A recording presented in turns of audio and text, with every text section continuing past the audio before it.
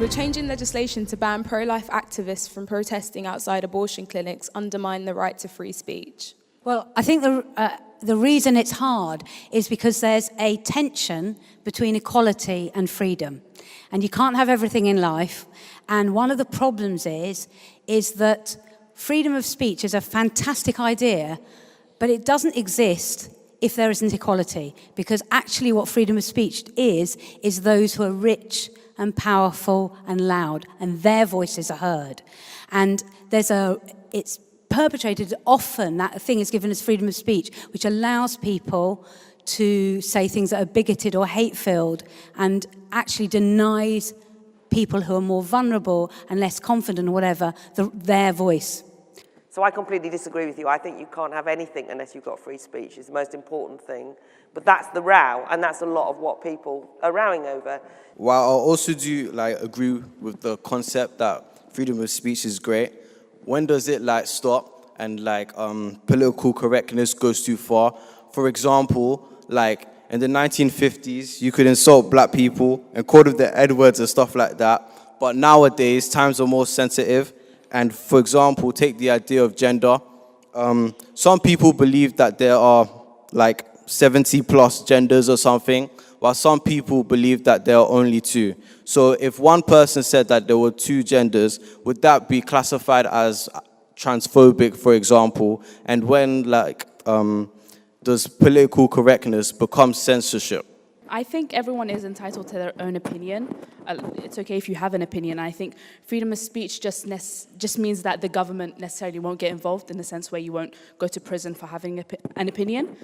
I just think that to have an opinion to the point where you're going to a clinic, an abortion clinic, where someone has a good reason for maybe wanting to not have a baby or something like that, I think it's demeaning, where you're making them feel bad about their choice or something like that. There's been some stuff recently about, I know Jermaine Greer was no platformed at a university event, so she was told, no, we're not going to allow you to come and speak here because we don't like some of the things you've said about trans people and the transgender community. And they basically completely stopped her from having the discussion because people were offended by what she said and didn't want to give her a platform. Personally, I don't agree with that at all. I think that you should give people the platform to speak about what they're going to speak about. And then if you have an issue with that, then take the opportunity to debate with them and have a discussion instead of just stopping people before they've even started, because how can that be constructive in any way? I think it's one thing for censorship and stopping someone from a platform and saying, oh, you can't speak about abortion because it's somehow going to be viewed as offensive. But I think it's a completely different thing to stand outside an abortion clinic where someone is taking such a huge step in their life and harassing them, because all these views on saying, oh, they need to be more aware of such a huge decision that they're making, and you may think that you're educating them, but not only is it disrespectful, but it's actually stupid to think that this is not thought of and not a huge step in a woman's life. I believe that you can't just ignore an opinion because of where the opinion is or what the opinion is. If I was against something happening in Parliament, I wouldn't go and protest in a field. I'd protest outside Parliament where it's most relevant. So I think where abortion is most relevant, that is the place to protest. And if people aren't allowed to do that, then you are just saying that their opinion is not allowed. When does a protest really become bullying or harassment? Is it bullying or abusive for people to protest a speech at a university, like Ben Shapiro and Milo at Berkeley? Or is it abusive for people to protest Margaret Thatcher's funeral? When does it really draw the line of what is abusive and when is a scene too sensitive to protest? One of the disconcerting things about Ealing is they're using these public space protection orders, which are the ridiculous, hugely ridiculous, mad extension of council's powers to ban people from walking more than 2 dogs at a time, feeding the pigeons, and any number of things. I mean, they're really quite a dangerous set of legislation. So that gentleman's point about where are the specifics of the Ealing clinic on abortion, is there a slippery slope? I mean, I'm nervous about a slippery slope on that as well. What do people think about the right of councils to ban protests, or how do you decide that? Hi, I'd just like to talk about peaceful protesting and to what extent that actually makes a difference, because in no way am I justifying violence, but it does seem to be like, there seems to be evidence supporting that if you carry out a violent attack, it seems to get more media attention and seems to get more like press in comparison to if you have like a peaceful protest. It's even historically, if you look at the suffragettes and the suffragists, no one actually knew about them. Like, I knew about the suffragettes, but until history, I didn't really know who the suffragist is. And especially in considering Grenfell, etc., like, there were loads of peaceful protests going on to support the people of Grenfell and to help them rebuild their lives, etc.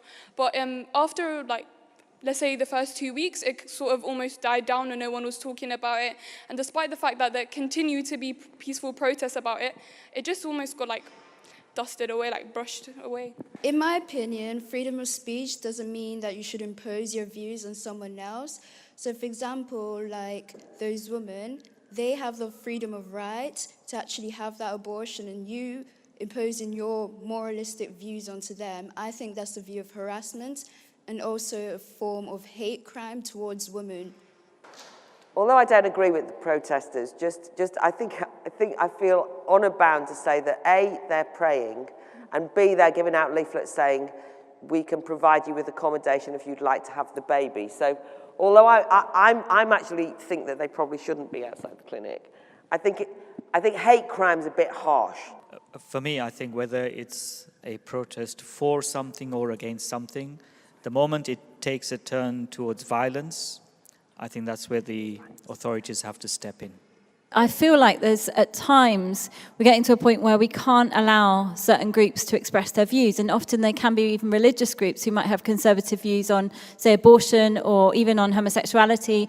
Minorities, and particularly religious minorities in our society, feeling there's no opportunity for them to even explore what they think and to put their views out there because they're just going to get shot down, even if they're just trying to work out what they think on a certain issue. That's very true. I mean, Oxford University Student Union recently banned the Christian Union. They had to back off, but they banned the Christian Union on the basis that Christianity is homophobic and misogynist. Now, regardless of what you think about Christianity, that is an attack on religious freedom.